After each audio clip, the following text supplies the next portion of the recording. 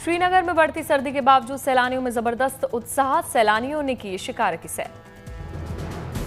नए साल के जश्न के लिए हजारों पर्यटक पहुंच रहे हैं कश्मीर। स्थानीय संस्कृति और खेलों ने सैलानी को किया आकर्षित। दुनिया की दूसरी सबसे ठंडी जगह द्रास कारगिल में विंटर कार्निवल की शुरुआत हो गई है। होटल, हाउस बोट और पर्यटन स्थल पूरी तरह से नजर आ रहे हैं गुलजार। मौसम विभाग ने मंगलवार से कश्मीर में ताजा बर्फबारी का अनुमान जताया। बर्फबारी से बढ़ेगी ठंड, लेकिन सैलानियों में उत्साह बरकरार। नए साल से पहले कश्मीर में सुरक्षा और इंतजाम कड़े कर दिए गए हैं। प्रशासन ने पर्यटकों से मौसम अलर्ट का पालन करने की अपील की। दिल्ली एनसीआर में छाई घने कोहरे की चादर। कई जगह विजिबिलिटी रही जीरो। वाहन चलाने में हुई दिक्कत। सूखी ठंड और कोहरे के चलते राजधानी में बढ़ी ठिठुरन। तापमान में आई भारी गिरावट। घने कोहरे का उड़ानों और रेल यातायात पर भी पड़ा असर। इंदिरा गांधी एयरपोर्ट ने यात्रियों के लिए जारी की एडवाइजरी। कोहरे के चलते कई फ्लाइट्स डाइवर्ट करनी पड़ी। गोवा से इंदिरा गांधी अंतर्राष्ट्रीय एयरपोर्ट पर आने वाली फ्लाइट जयपुर की गई डाइवर्ट। कोहरे के चलते कई ट्रेन देरी से चल रही हैं तो कई की गई है कैंसिल। रेलवे स्टेशन पर समय बिताते नजर आए लोग। रेलवे की यात्रियों से अपील, असुविधा से बचने के लिए घर से निकलने से पहले ट्रेन का स्टेटस जरूर करें चेक। घने कोहरे की चादर में लिपटा दिखा दिल्ली का अक्षरधाम मंदिर। आसपास के पूरे इलाके में दिखा सिर्फ कोहरा ही कोहरा। दिल्ली से सटे गाजियाबाद को भी कोहरे से राहत नहीं। इंदिरापुरम में छाया घना कोहरा। ट्रैफिक पर भी असर। पूरा दिल्ली एनसीआर घने कोहरे की चपेट में। नोएडा में भी देखने को मिल रहा है जबरदस्त कोहरा।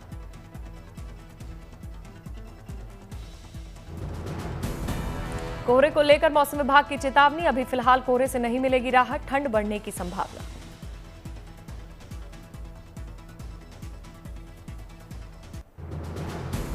कड़ाके की ठंड के बीच दिल्ली में बेसहारा लोगों को रैन बसेरों का सहारा लेना पड़ रहा है। नाइट शेल्टर्स में हीटर, कंबल का भी किया गया इंतजाम। पंजाब, हरियाणा भी घने कोहरे से अछूता नहीं। चंडीगढ़ में छाया जबरदस्त कोहरा। यातायात प्रभावित। हिमाचल प्रदेश में बर्फबारी से होगा नए साल का स्वागत। बारिश के भी आसार। मौसम विभाग ने जारी किया अलर्ट। मौसम विभाग के मुताबिक 30 दिसंबर से राज्य में नया पश्चिमी विक्षोभ हो रहा है सक्रिय, जिसके चलते हल्की से मध्यम बारिश और बर्फबारी की संभावना। नए साल पर हिमाचल आ रहे लोगों से सतर्कता से वाहन चलाने की अपील की गई। फॉग लाइट का इस्तेमाल करने की भी सलाह। शीतलहर की चपेट में पूरा बिहार। राज्य राजधानी पटना समेत 9 जिलों में अधिकतम और न्यूनतम तापमान के बीच अंतर कम होने से बढ़ी ठंड। लखनऊ में भीषण सर्दी। अलाव का सहारा लेते दिख रहे हैं लोग। मौसम विभाग के मुताबिक अगले 24 घंटे तक राहत की कोई उम्मीद नहीं। झांसी में भी छाया घना कोहरा। सूखे ठंड ने बढ़ाई लोगों की मुश्किलें। अलाव का सहारा लेकर सर्दी भगाते दिख रहे हैं लोग।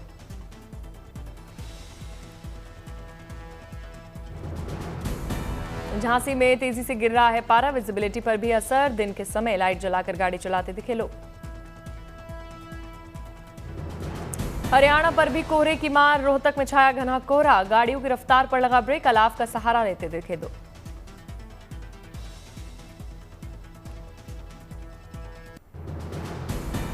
वैदिक मंत्रोच्चार के बीच राम मंदिर परिसर में भव्य आयोजन। कर्नाटक से आई रामलला की बेशकीमती प्रतिमा का हुआ अनावरण।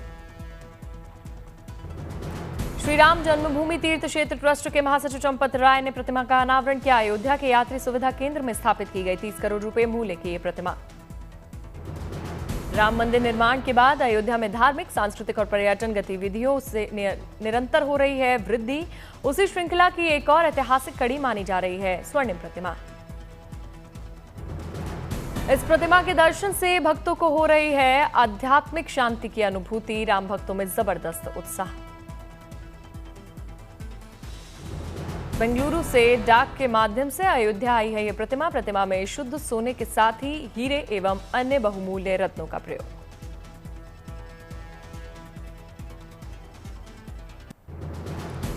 त्रिची के श्री रंगनाथ स्वामी मंदिर में वैकुंठ एकादशी के अवसर पर श्रद्धा और भक्ति के साथ मनाया गया पगलपथु उत्सव के दौरान मंदिर परिसर में भक्तों की उमड़ी भारी भीड़।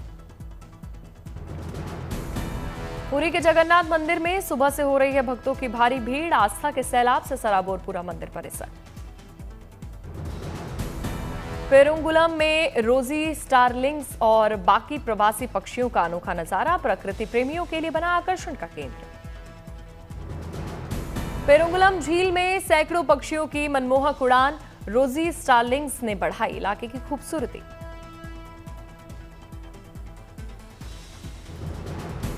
पेरुंगुलम में प्रवासी पक्षियों की मौजूदगी से बना अद्भुत दृश्य। पक्षियों की चहल पहल से गुलजार हुआ इलाका।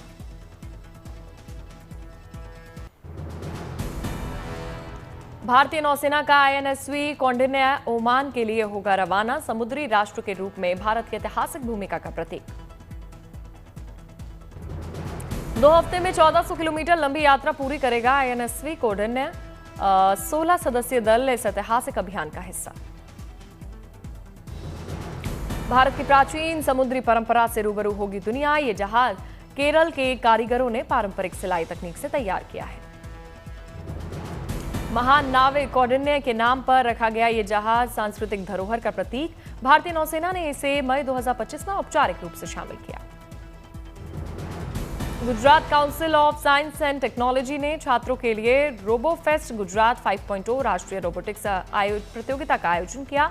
देश भर के छात्रों ने अपनी प्रतिभा का प्रदर्शन किया। अपना अस्तित्व बचाने की कोशिश में जुटा भारत का अंतिम ट्रॉम नेटवर्क। अपनी विरासत संरक्षित करने की मुहिम में जुटे कोलकाता वासी। जाम का हवाला देते हुए पश्चिम बंगाल के परिवहन मंत्री ने सितंबर 2024 में ट्रॉम सेवा बंद करने की कर दी थी घोषणा। सरकार के फैसले के खिलाफ स्थानीय लोगों ने खटखटाया कोर्ट का दरवाजा। लोगों की दलील, ट्रॉम सिर्फ परिवहन का एक साधन नहीं है बल्कि कोलकाता की ही ऐतिहासिक पहचान है। युवा पीढ़ी को भी लुभाती है ट्रॉम की सवारी। उनके लिए पर्यावरण के अनुकूल है ट्रॉम की सवारी। प्रदूषण कम करने में मददगार। कोलकाता में 1873 से जारी है ट्रॉम सेवा। 52 रूट पर बहाल थी ये सेवा, लेकिन अब शहर में सिर्फ एक ही रूट पर चलता है ट्रॉम। शिरडी में साईं बाबा के दरबार में नए साल से पहले लगा भक्तों का तांता। बाबा के दर्शनों के लिए मंदिर में भक्त लाइन में लगकर घंटों कर रहे हैं इंतजार।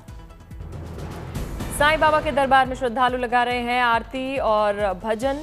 सभी भक्ति में सराबोर नजर आए। पर्यटकों से गुलजार हुआ नैनीताल। नैना देवी मंदिर में उमड़ा भक्तों का सैलाब। नए साल के लिए सभी ले रहे हैं माता का आशीर्वाद। सैलानियों का नैनी झील पर लगा तांता। परिवार और दोस्तों के साथ लोग ले रहे हैं नौका की सवारी का आनंद। नैनीताल में पर्यटकों की बड़ी संख्या के चलते सभी होटल और रिजॉर्ट बुक हुए। रास्तों पर दिख रहा है गाड़ियों का लंबा कतार। दार्जिलिंग में छुट्टियां मनाने वालों की भीड़ उमड़ी। हल्की गुनगुनी धूप में मौसम का आनंद ले रहे हैं लोग। छोटे बच्चे घोड़े और खच्चरों की सवारी करते नजर आए। दार्जिलिंग में दीवारों पर उकेरी गई पेंटिंग्स बन रही हैं आकर्षण का केंद्र। नर्मदा में स्टैच्यू ऑफ यूनिटी पर सैर सपाटा कर रहे हैं सैलानी। लोग खिंचवा रहे हैं तस्वीरें। नए साल से पहले भक्तों की भीड़ को लेकर बांके बिहारी मंदिर प्रशासन की अपील। श्रद्धालुओं से 5 जनवरी तक वृंदावन न आने का अनुरोध। लगातार बढ़ती भीड़ को देखते हुए लिया गया फैसला।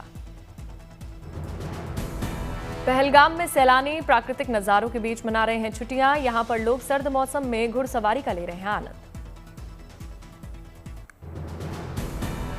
पहलगाम की घाटियों में लोग नाचते झूमते नजर आए। सड़कों पर गाड़ियों की दिख रही है लंबी लाइन।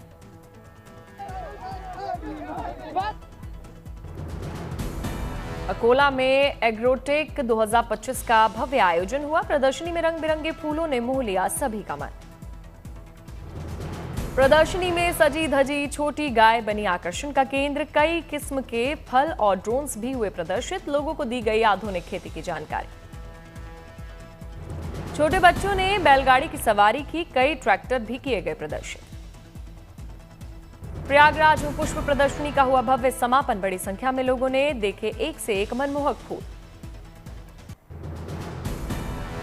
फिरोजपुर के सरवन सिंह को मिला राष्ट्रपति पुरस्कार। घर पर दिखा जश्न का माहौल, बधाई देने वालों का तांता लगा, सभी के लिए बन रहे हैं पकवान।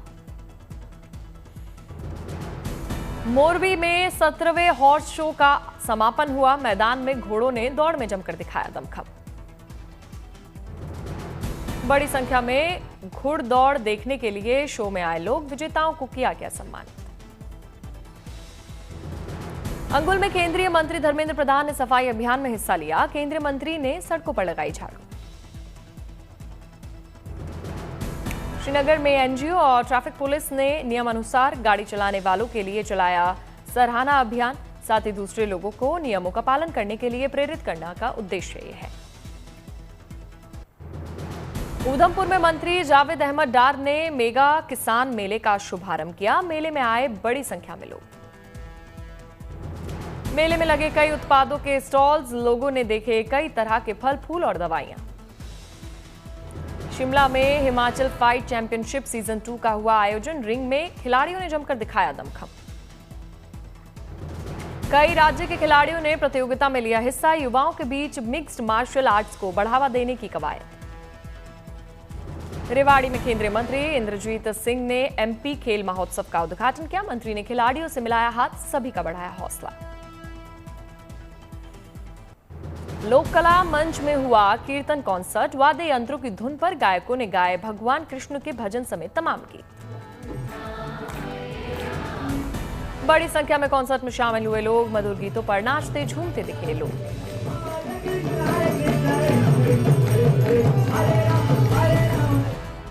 दरभंगा में जमीन पर गिरे पड़े पेड़ को शिक्षाविद ने बुलडोजर की मदद से वापस खड़ा कर दिया। नया जीवन देने का प्रयास किया। 30 दिसंबर को पेड़ को देखने आएंगे कृषि वैज्ञानिक। रिलायंस परिवार के खास कार्यक्रम में शामिल होने के लिए जामनगर पहुंचे कई सितारे। एयरपोर्ट पर दिखे मिजान जाफरी, खुशी कपूर और वीर पहाड़िया। औरैया में गांव में दिखे 3 विशाल अजगर सांप। वन विभाग ने तीनों सांपों को रेस्क्यू किया। पीलीभीत को मिली ऐतिहासिक सौगात। एपेडा ने देश का दूसरा बासमती बीज उत्पाद और प्रशिक्षण केंद्र एवं जैविक प्रदर्शन फॉर्म किया स्थापित। औरंगाबाद में मंत्री श्रवण कुमार ने institute of driving and traffic research का दौरा किया। मंत्री ने कामकाज का जायजा लिया, साथ ही पिंक बस में भी सफर किया। दिल्ली की रहने वाली पूजा मणि ने घर के कामकाज के साथ किताब लेखन में दिखाया अपना हुनर। लिखी 2 से 3 कविता की किताबें। सहारनपुर के अफजल अहमद ने दिल्ली में आयोजित 68वीं नेशनल शूटिंग चैंपियनशिप में जीता गोल्ड मेडल। अफजल ने कहा कि उनके पिता का सपना था कि वो शूटिंग चैंपियन बने। मुंगेर में डिप्टी सीएम सम्राट चौधरी ने किया झील का उद्घाटन। डिप्टी सीएम ने नौका में बैठकर की सैर। चीन में 2026 के स्वागत में भव्य लोक उत्सव का आयोजन हुआ। सड़कों पर शेर, ड्रैगन नृत्य और रंगारंग परेड निकाली गई। लोक परेड में पारंपरिक वेशभूषा में गीत, संगीत और नृत्य प्रस्तुत किए गए। सांस्कृतिक विरासत से जुड़े कलाकारों ने दर्शकों का मन मोह लिया। परेड का समापन भव्य मंच पर हुआ, जहां वीकली कॉन्सर्ट पार्टी की शुरुआत हुई। पर्यटकों और स्थानीय लोगों के बीच बेहद लोकप्रिय रहा ये कार्यक्रम। कलाकारों ने नृत्य के जरिए खुशी और उम्मीद का दिया संदेश। सुंदर प्रस्तुतियों के साथ नए साल के लिए शुभकामनाएं दी। रात में आतिशबाजी और अलाव के चारों ओर सामूहिक नृत्य ने माहौल को बनाया खास। लोगों ने 2026 के लिए शांति, स्वास्थ्य और खुशहाली की कामना की। चीन के इनर मंगोलिया में 2025 अल्शा कैमल सुपर लीग की शुरुआत हुई। क्षेत्रीय शीतकालीन पर्यटन को बढ़ावा देने के लिए लीग की हुई शुरुआत।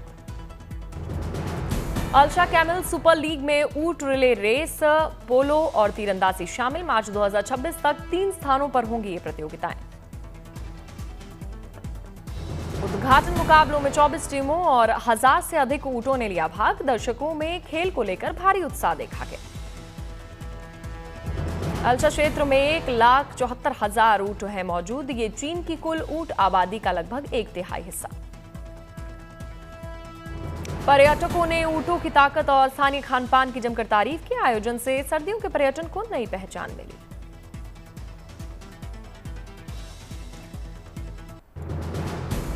2026 स्प्रिंग फेस्टिवल गाला के 4 सब वेन्यू का हुआ ऐलान। हाबिन, यूवी, हेफेई और यिबिन दुनिया के सबसे बड़े टीवी शो का हिस्सा होंगे।